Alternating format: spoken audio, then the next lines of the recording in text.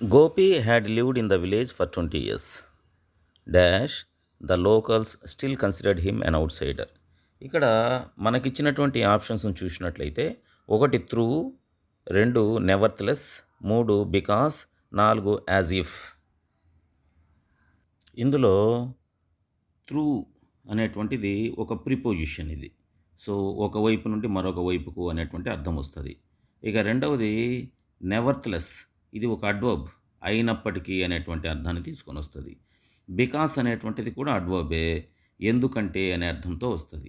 So ఈ వాక్యాన్ని అనుసరించి మనకు నెవర్త్లెస్ అనేటువంటిది అర్థం పరంగా చూస్తే 20 సంవత్సరముల నుండి గోపి నివసిస్తున్నప్పటికీ కూడా అక్కడ ఉన్నటువంటి లోకల్స్ అతన్ని ఇప్పటికీ ఒక అవుట్ సైడర్గానే, అంటే 20 సంవత్సరంలో నుంచి అతను నివసిస్తున్నప్పటికీ కూడా వాళ్ళు అతని అవుట్ సైడర్గా భావిస్తున్నారు. సో ఇక్కడ అయినప్పటికీ అనేటువంటి అర్థంతో నెవర్త్లెస్ అనేటువంటి ఆప్షన్ని మనం సరైనటువంటి సమాధానంగా భావిస్తాం.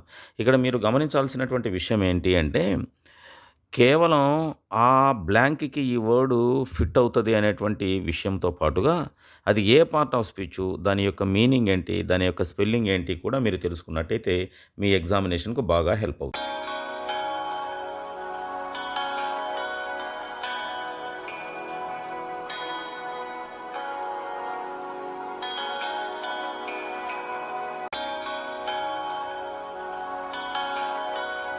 In India, a very large section of young female force is deployed at domestic servants.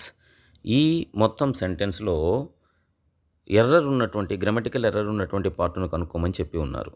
సాధారణంగా డిప్లాయిడ్ తర్వాత టు అనే ప్రిపోజిషన్ వస్తుంది.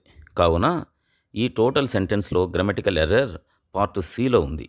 సో మనకి సరైనటువంటి సమాధానం 2 అవుతుంది.